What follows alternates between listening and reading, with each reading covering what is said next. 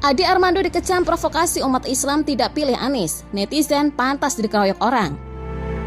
Beredar video Ade Armando yang menyatakan bahwa umat Kristen harus bersatu kalau ingin Ganjar Pranowo mengalahkan Anies Baswedan di Pilpres 2024 mendatang. Dosen UI itu pun mendapat banyak kecaman karena dianggap melakukan provokasi dan politik identitas.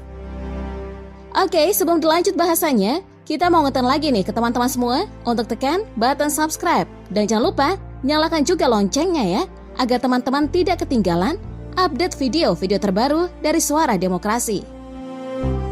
Dalam video Cokro TV yang beredar luas di jagat maya, Ade Armando menyinggung upaya Anies mendekati pemilih Kristen. Ia salah satunya menyinggung peresmian pembangunan salah satu gereja di Jakarta yang pernah dilakukan Anies. Menurutnya, itu semua cara kubu Anies berusaha mendekati umat Kristen. Mereka berharap suara pendeta di Jakarta menggema di seluruh Indonesia. Kubu Anies tahu jagoannya itu hanya bisa menang kalau bisa memecah pemilih Kristen. Sekarang semua bergantung pemilih Kristen.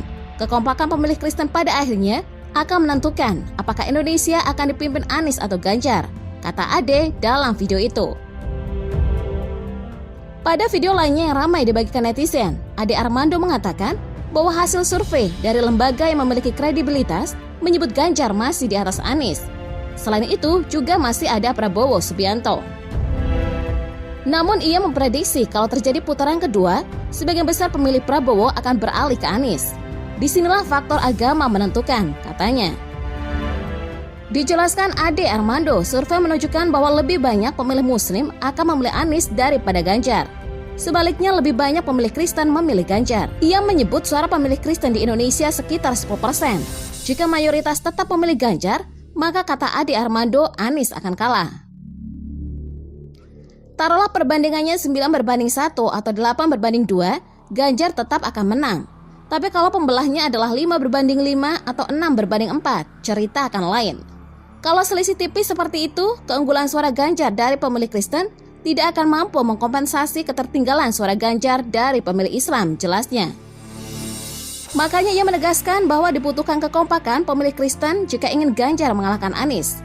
Karena itulah saya katakan, kekompakan pemilih Kristen akan menentukan, begitu pemilih suara Kristen terbelah secara timpang, Anies akan bisa mengalahkan Ganjar, tegasnya. Aktivis kolaborasi warga Jakarta, Andi Sinulinga, mengecam pernyataan Ade Armando tersebut.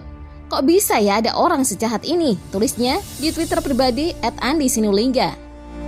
@EkoBoyBoy menyebut ini adalah bentuk provokasi. Diserang isu rasialis non-Jawa dan umat Kristiani diprovokasi tidak memilih Anies. Akhirnya terkuak, jadi siapakah pengasong politik identitas? Silahkan rakyat menilai, sindirnya. Dia terus memprovokasi umat Kristen untuk membenci Anies. Kacau emang kelakuan Ade Armando ini, kecam @panca66.